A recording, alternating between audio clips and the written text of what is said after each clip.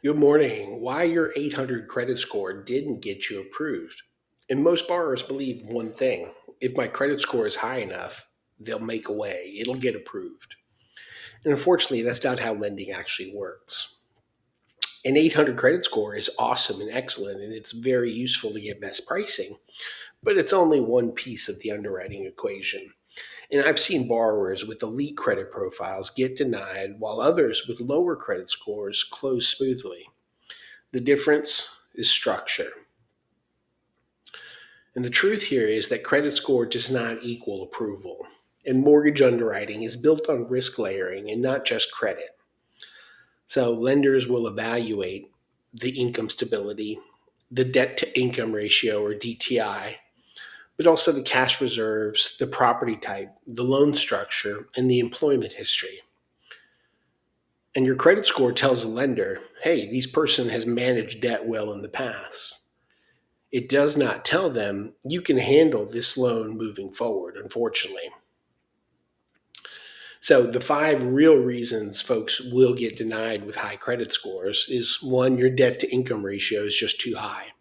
And even with perfect credit, lenders still cap your debt to income ratio. And if your monthly obligations are too high relative to your income, you're seen as over leveraged, but approval risk increases significantly as well. And that is one of the most common deal killers. Two is insufficient cash reserves. And lenders really want to know, when looking at this, that if something goes wrong, can you still make your payments? And some typical expectations are, say, 2 to 6 months of payment reserves for your primary home, or 6 to 12 months plus for an investment property. And the point is, no reserves is just perceived as higher risk. Doesn't mean it's not possible, but that's a factor to look at. Three, income doesn't qualify, even if it's high. And this is where most high income borrowers can get tripped up.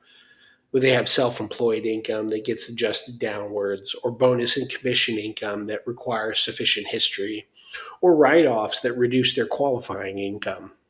And you might make 250K, but only qualify on 140 of that K. Four is property type issues, and not all real estate is treated equally.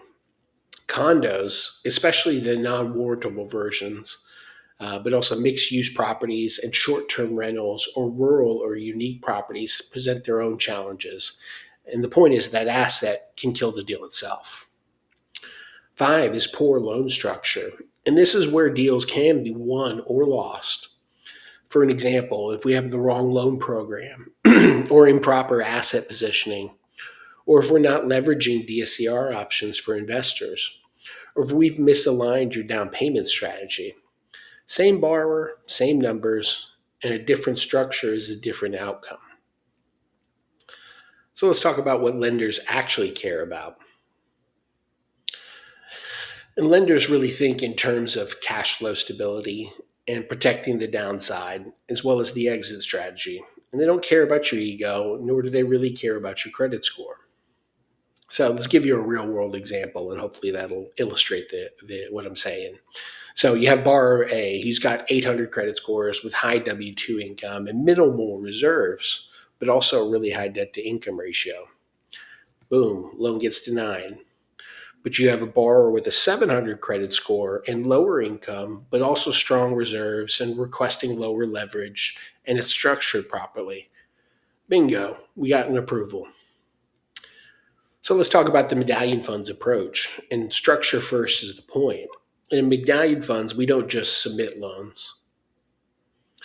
We package them for success, and we'll analyze your full financial picture and match you with the right loan program and structure the deal to fit lender guidelines. And we can leverage access to 600 plus lenders to give you multiple resources and options, and can compete on price as well. But the point here is that structure is going to beat rate, and it definitely beats your credit score.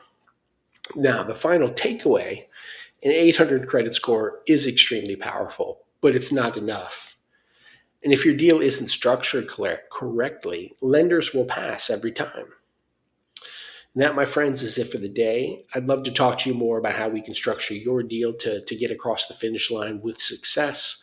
My name is Bill Rapp. Please visit billrapponline.com to figure out how to schedule a consultation and talk with me. But let's have a conversation and figure out what we can do to help you. Have a good day.